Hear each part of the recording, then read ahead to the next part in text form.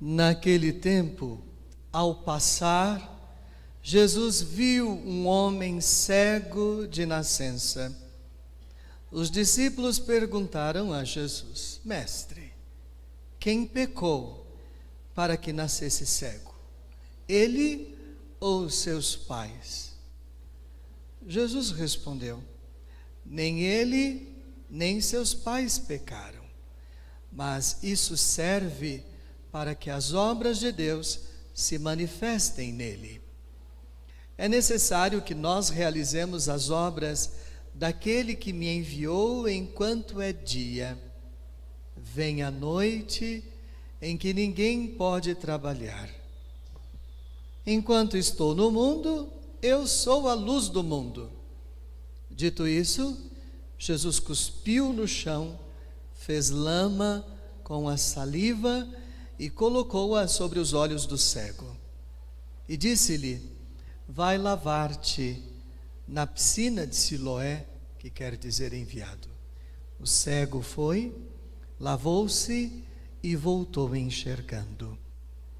Os vizinhos e os que costumavam ver o cego, pois ele era mendigo, diziam: Não é aquele que ficava pedindo esmola? Uns diziam: Sim, é ele. Outros afirmavam: Não é ele, mas alguém parecido com ele. Ele, porém, dizia: Sou eu mesmo. Então lhe perguntaram: Como é que se abriram os teus olhos? Ele respondeu: Aquele homem chamado Jesus fez lama, colocou-a nos meus olhos e disse-me: Vai a Siloé e lava-te. Então fui, lavei-me e comecei a ver. Perguntaram-lhe: Onde está ele? Respondeu: Não sei. Levaram então aos fariseus o homem que tinha sido cego. Ora, era sábado, o dia em que Jesus tinha feito lama e aberto os olhos do cego. Novamente então lhe perguntaram os fariseus como tinha recuperado a vista. Respondeu-lhes: Colocou lama sobre meus olhos, fui lavar-me e agora vejo. Disseram então alguns dos fariseus: Esse homem não vem de Deus, pois não guarda o sábado. Mas outros diziam: Como pode um pecador fazer tais sinais? E havia divergência entre eles. Perguntaram outra vez ao cego: E tu, que dizes daquele que te abriu os olhos? Respondeu: É um profeta. Então os judeus não acreditaram que ele tinha sido cego e tinha recuperado a vista. Chamaram os pais dele e perguntaram-lhes: Este é o vosso filho que dizeis ter nascido cego? Como é que ele agora está enxergando? Os seus pais disseram: Sabemos que este é nosso filho e que nasceu cego. Como agora está enxergando, isso não sabemos. E quem lhe abriu os olhos, também não sabemos. Interrogai-o, ele é maior de idade. Ele pode falar por si mesmo. Os seus pais disseram isso porque tinham medo das autoridades judaicas. De fato, os judeus já tinham combinado expulsar da comunidade quem declarasse que Jesus era o Messias. Foi por isso que seus pais disseram: É maior de idade, interrogai-o a ele. Então os judeus chamaram de novo o homem que tinha sido cego. Disseram-lhe: Dá glória a Deus. Nós sabemos que esse homem é um pecador. Então ele respondeu: Se ele é pecador, não sei. Só sei que eu era cego e agora vejo. Perguntaram-lhe então: Que é que ele te fez? Como te abriu os olhos? Respondeu ele: Eu já vos disse e não escutastes. Por que quereis ouvir de novo? Por acaso quereis tornar-vos discípulos dele? Então insultaram-no, dizendo: Tu sim és discípulo dele, Nós somos discípulos de Moisés. Nós sabemos que Deus falou a Moisés, mas esse não sabemos de onde é. Respondeu-lhes o homem, espantoso: vós não sabeis de onde ele é? No entanto, ele abriu-me os olhos. Sabemos que Deus não escuta os pecadores, mas escuta aquele que é piedoso e que faz a sua vontade. Jamais se ouviu dizer que alguém tenha aberto os olhos a um cego de nascença. Se este homem não viesse de Deus, não poderia fazer nada. Os fariseus disseram-lhe: tu nasceste todo em pecado e estás nos ensinando? E expulsaram-no da comunidade. Jesus soube que o tinham expulsado. Encontrando-o, perguntou-lhe: acreditas no Filho do Homem? Respondeu ele: quem é, Senhor, para que eu creia nele? Jesus disse: tu o estás vendo. É aquele que está falando contigo. Exclamou ele: eu creio, Senhor. E prostrou-se diante de Jesus. Então Jesus disse: eu vim a este mundo para exercer um julgamento, a fim de que os que não veem vejam, e os que veem se tornem cegos. Alguns fariseus que estavam com ele ouviram isto e disseram: porventura também nós somos cegos? Respondeu-lhes Jesus: se fosseis cegos, não teríeis culpa. Mas como dizeis, nós vemos, o vosso pecado permanece. Palavra da salvação. Glória a vós, Senhor.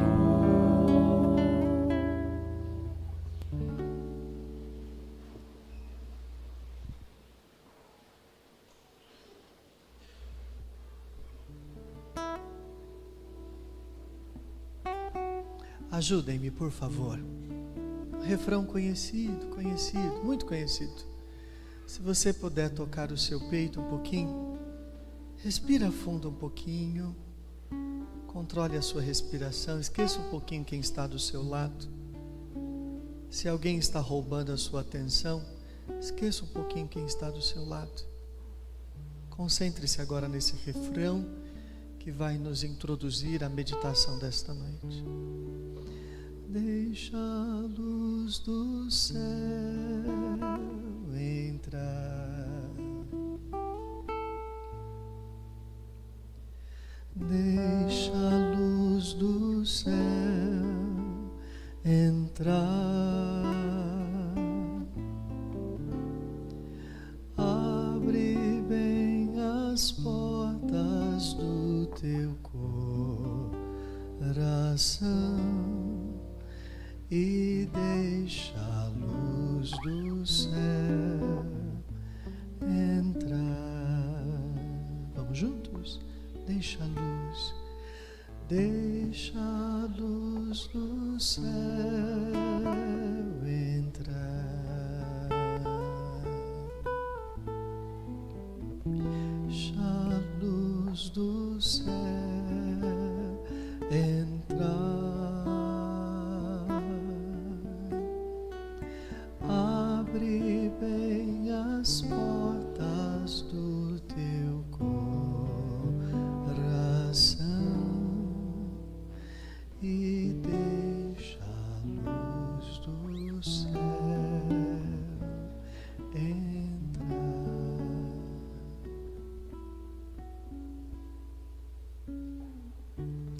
Certa vez eu partilhei com vocês que a vida, em nenhum momento, ela nos dá garantias. Tampouco ela nos oferece promessas. A vida é assim. Vou insistir. Dias bons, dias ruins, a vida é assim. Quem procura uma vida diferente desse jeitão, está procurando, vai procurar e não vai encontrar. A vida não oferece promessas e garantias, apenas oportunidades e possibilidades. E parece-me que, com o nosso comportamento, nós insistimos, com a nossa teimosia, nós insistimos de que a vida é diferente disso. Nós passamos e não fazemos diferença. Nós passamos e a vida não é diferente.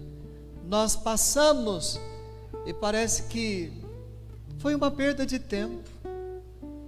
Alguns passam, olham para trás, e no linguajar da Ana Giacomo, a gente só encontra terrenos baldios, mais nada. Terrenos vazios, baldios, nada mais. Oportunidade e possibilidade, e não promessas e garantias. Assim nós conseguimos entender que não somos perfeitos, somos imperfeitos, estamos num processo contínuo, gradual e permanente de construção. Plagiando Gonzaguinha, eternos aprendizes. A gente aprende, a gente cresce. E chega um momento que a gente cresce tanto que a gente entende que vivemos excessos humanos. O humano por si só é imperfeito. Para que aumentar essa imperfeição? O humano por si só é cheio de limitações. Para que a gente vai apimentar esse quadro de imperfeição e limitação? Por isso que a Quaresma é uma excelente, feliz oportunidade de virarmos o coração do avesso e identificarmos os excessos humanos. Por que a gente faz silêncio, fica quieto, faz penitência? Para redescobrir no autocontrole a solução para aplacarmos os excessos humanos. Quarta semana da Quaresma é um momento crucial de retomada dos propósitos quaresmais. E insisto no desabafo que fiz no início da Quaresma. Nós não podemos reduzir a Quaresma a frases ensaiadas, prontas. O que é Quaresma? É o tempo que a gente não come carne vermelha. É um tempo que a gente faz penitência. Ok, a gente já sabe disso. Agora, por que nós fazemos tudo isso? Porque dentro de nós queremos aplacar os excessos humanos. E determinamos algumas penitências para desenvolvermos dentro de nós o autocontrole, o autodomínio. A Quaresma não é um período para eu fazer penitência, é para eu redescobrir e reforçar o autocontrole. Por isso eu faço algumas penitências. Mas tem algo que eu preciso mudar, e a penitência me ajuda a mudar. Vou dar alguns exemplos. Nesta Quaresma, eu quero diminuir os excessos da língua, que julga, que condena, que é apimentada, que é felina. A gente não pode ver uma rodinha que a gente quer fazer parte, saber o que está acontecendo, o que eu perdi. E aí a gente faz uma penitência para desenvolver o autocontrole e melhorar tal e tal comportamento.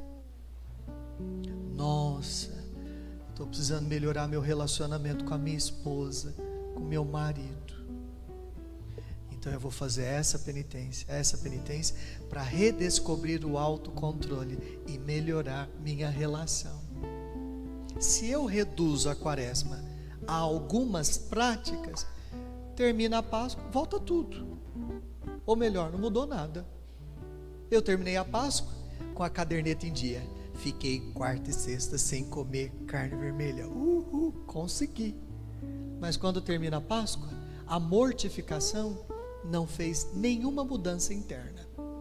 Nenhuma mudança interna.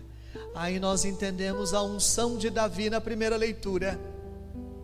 Samuel chega e pede para que Eliabe chame todos os seus filhos para a unção. de repente apresenta o mais vistoso.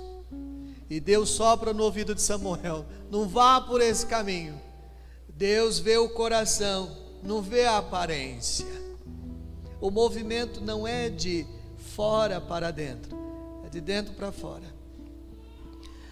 Santo Inácio de Antioquia gostava muito de dizer: de que adianta você ornar os altares com belas flores, incenso, isso e aquilo, e o coração é uma podridão, uma podridão. O movimento não é de fora para dentro, é de dentro para fora. Eu crio, eu estabeleço, eu assumo o compromisso de mudar internamente e externamente, provoco as penitências, as mortificações, para que o meu autocontrole alcance o que lá dentro precisa mudar. Ponto, falei. Nós não podemos chegar a mais uma quaresma com um inchaço de práticas que ao final não me levam a uma transformação de dentro para fora, e a gente continuar do mesmo jeito. Como é que se diz o ditado antigo? Por fora, bela viola, por dentro, pão bolorento. Pão bolorento. Por isso que nós ouvimos da palavra de Deus hoje: e algumas coisas são feitas escondidas que eu até me envergonho. Os excessos humanos. E perdão por insistir, a nossa natureza é imperfeita. Para que aumentar esse negócio? A nossa natureza já é fraca. Para que aumentar esse troço? Cortar, aparar os excessos humanos. Perdão pelo desabafo. Essa semana me apresentaram uma doidinha que eu não conhecia. Eu disse: muito prazer, mas não gostei de te conhecer não. A tal de MC Pipoquinha. É o reflexo dos excessos humanos que tem se enquadrado na normalidade. Fico preocupado quando eu vejo alguns filhos nossos com um comportamento legitimado por nós. É normal, é a moda, é o momento. Vai nessa. Na hora que o chicote estralar, a gente vai ver o que a gente fez de estrago. Por si só, nós já somos imperfeitos. Não vamos apimentar isso não. Vamos nessa semana retomar o que a gente precisa se livrar: excesso, e ficar com o essencial.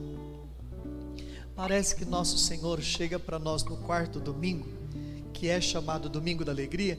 Por isso os paramentos se mudam de cor, por isso tem incenso, algumas flores, para dizer: a Páscoa está chegando, acorde, não perca tempo.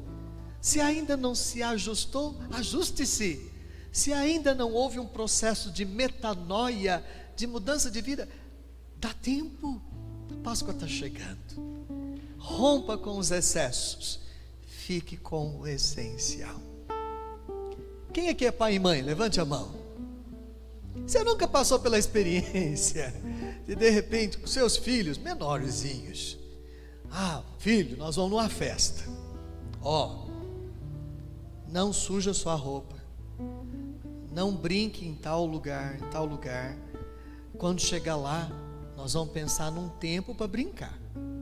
A hora que o papai olhar para você, nós vamos embora, tá bom? A hora que a mamãe olhar para você, nós vamos embora. De repente o menino chega na festa, parece que soltou o menino depois de um ano escravizado, trancado num quarto. Parecia que o menino estava possuído. Aí a mãe chama num canto: abaixa a bola, João Paulo, abaixa a bola. Que é isso? Nós combinamos em casa. Não, tá exagerado. Tá bom, mamãe, eu vou melhorar. Nossa, possuído 2 vezes mais.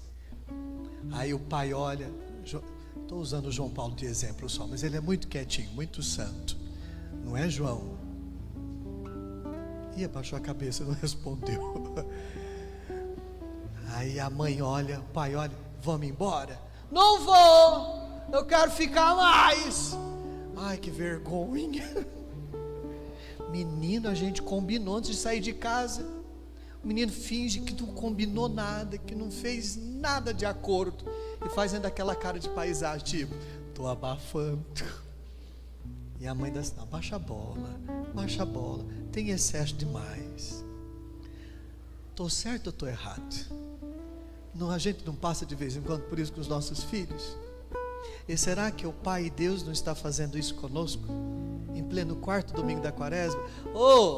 Baixa a bola, está em excesso, e parece que você está virando as costas para o que é essencial.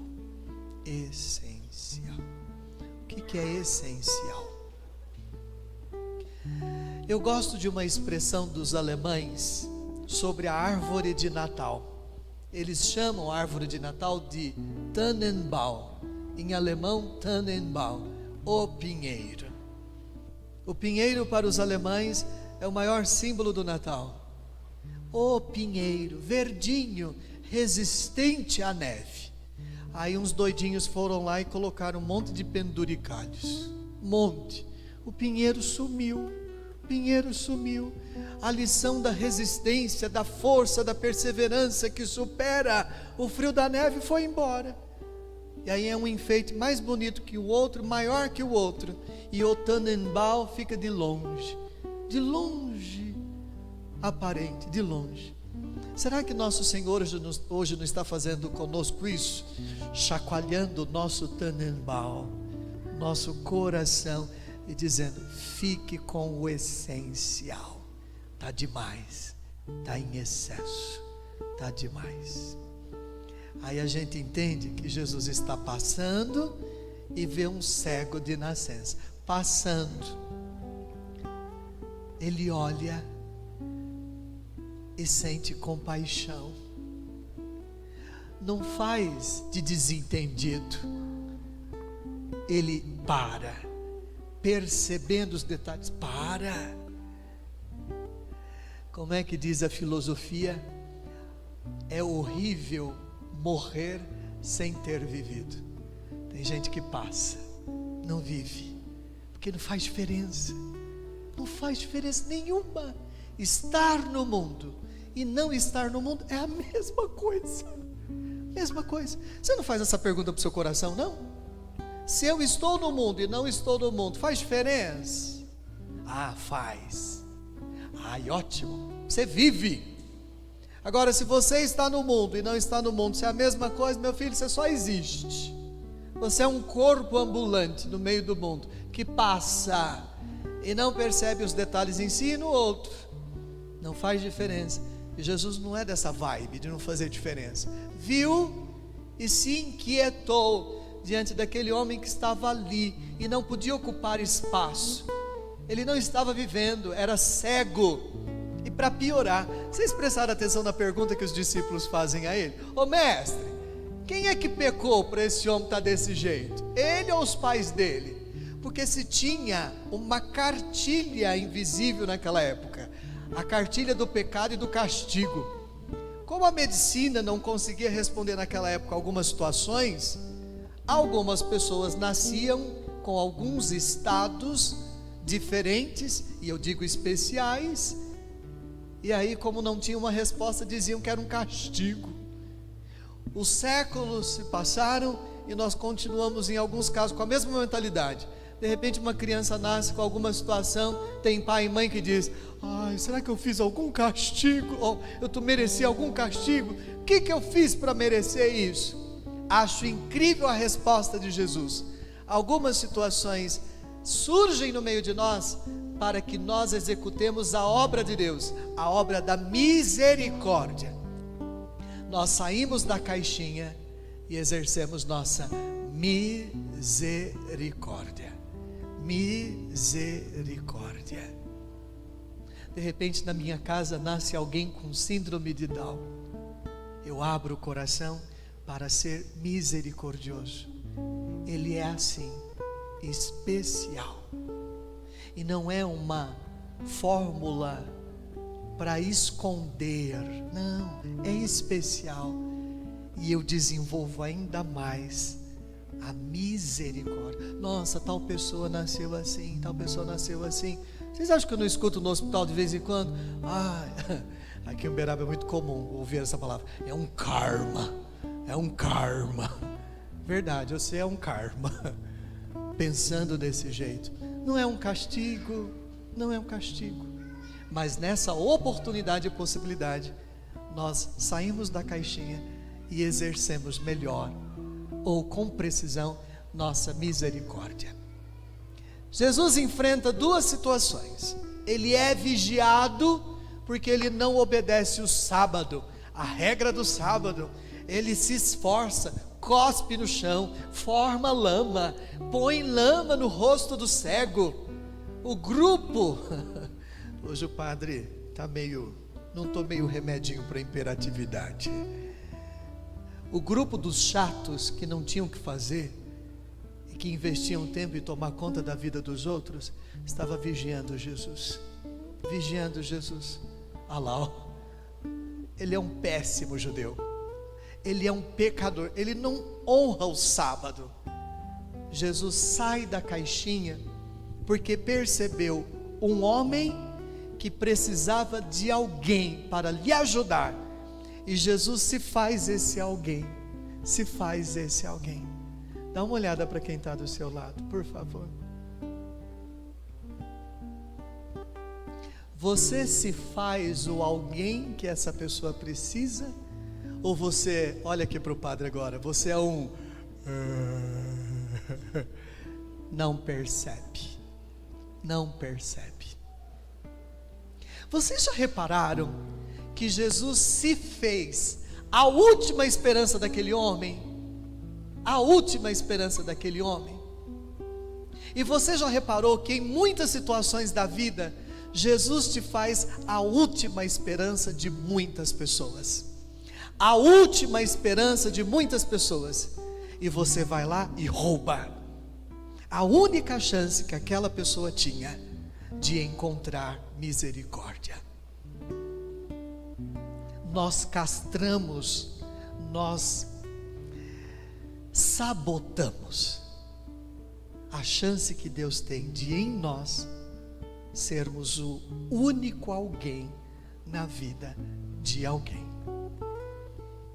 É muito sério isso, esse desdobramento de Jesus diante daquele homem que precisava de alguém, e ele se fez esse alguém, porque tinha plena certeza de que ele era a última esperança daquela pessoa. Daquela pessoa. Um outro problema era a tal da cartilha do pecado e do castigo. Jesus se torna a cartilha da misericórdia. Sai da caixinha, é diferente, faz a diferença. Eu termino. Parece que a gente investe um tempo que a gente não tem de sobra. Investe em sentimentos, em atitudes que depois não tem como, em muitos momentos, fazer voltar. Hoje, o padre está um pouquinho assim, porque fazemos memória de uma pessoa muito especial na minha vida, mesmo estando junto de Deus, muito especial. E que feliz providência no dia em que Jesus sai da caixinha e ajuda aquele homem esquecido no caminho.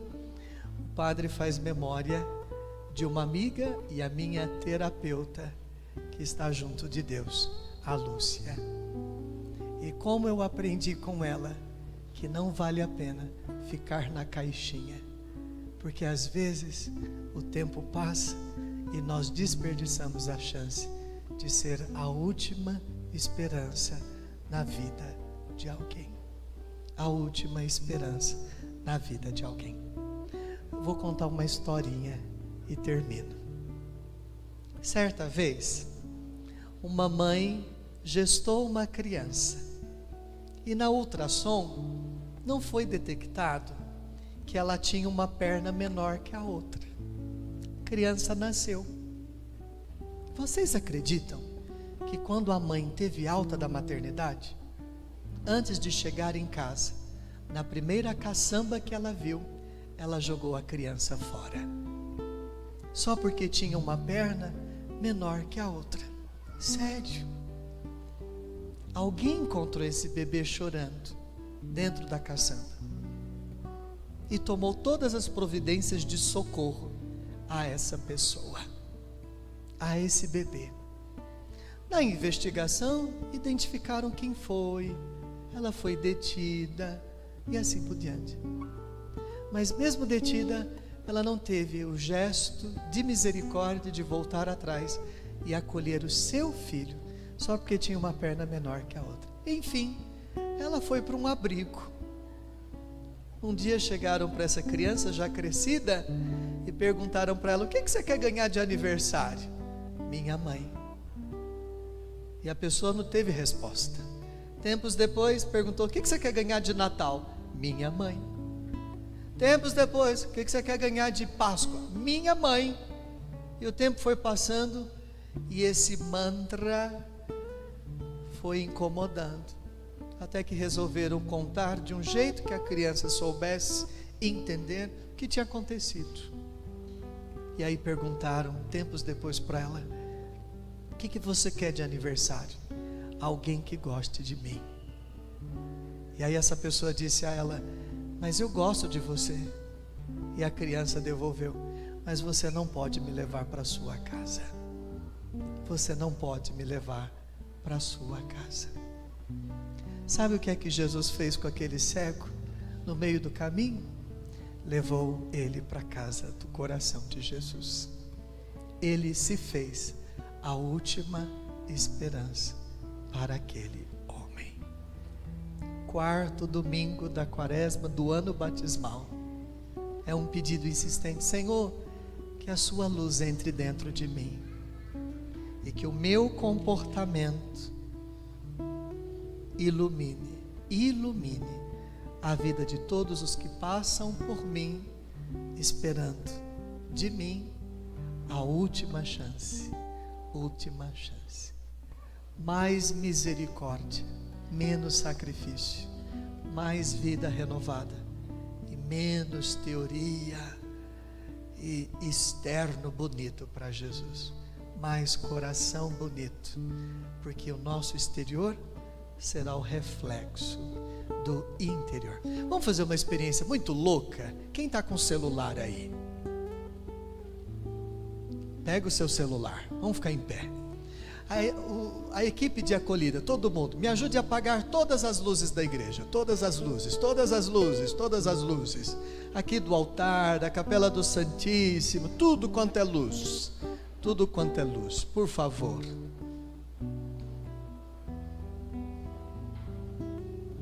Começando, tem mais luz acesa.